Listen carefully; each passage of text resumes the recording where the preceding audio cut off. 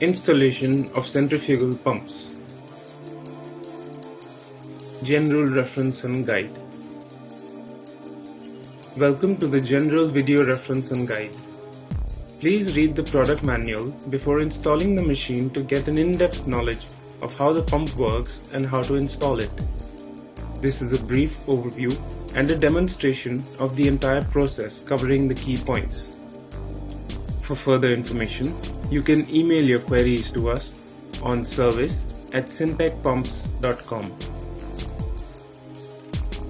Planning the installation. Before installing the pump, ensure that the foundation on which the pump will be placed is prepared well. It has to be sufficiently substantial enough to take the weight of the pump and absorb any possible vibrations from it. The foundation has to be absolutely straight without any inclination or tilting on any side. The foundation bolt of proper size should be embedded in the concrete and base plate tightened, ensuring that it is level in all directions. Piping associated with the pump must be anchored and supported independently of the pump and should never put any strain on the pump casing. When the pipes are not supported, their weight is borne by the pump casing and may cause them to crack or deflect. It is important that the connections be carefully aligned axially, angularly, and in length.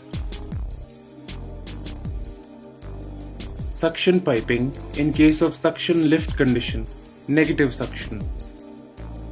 The piping run and the connection fittings should be properly aligned and supported separately.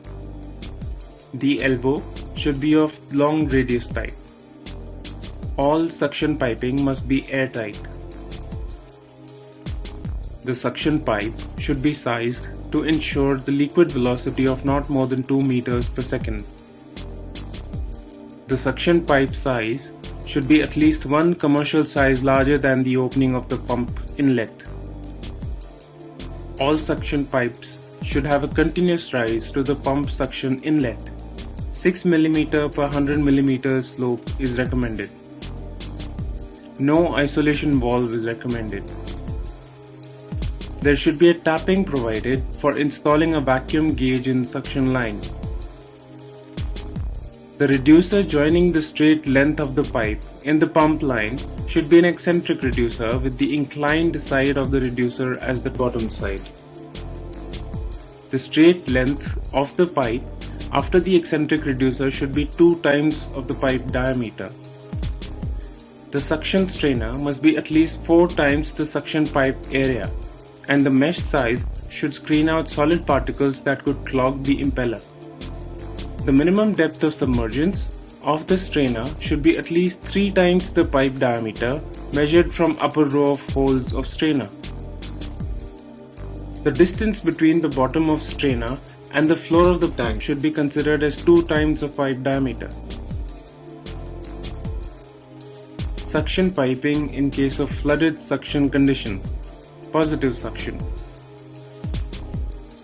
In case the water is being supplied to the suction through gravity, for example an overhead tank, a slightly different setup is needed. The elbow should be of standard type or of the long radius type.